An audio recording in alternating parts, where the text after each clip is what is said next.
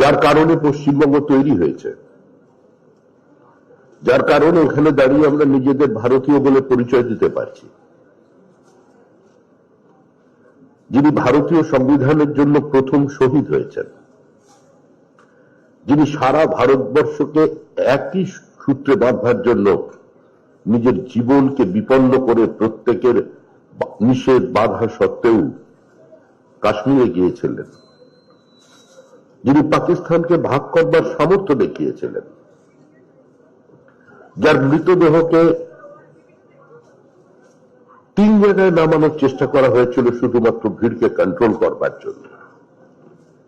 মানুষ সারা রাত জেগে ট্রাম লাইনে পর্যন্ত শুয়েছিলেন। গভীর রাতে যখন বিমানবন্দরে শ্যামাপ্রসাদের মরদেহ পৌঁছেছিল 24 তারিখ রাত্রে, 25 তারিখ তার দাহ কার্য সম্পন্ন হয়।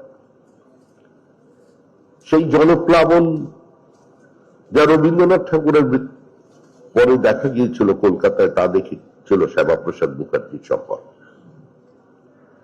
সেদিন অনেক বরেণ্য ব্যক্তি ছিলেন।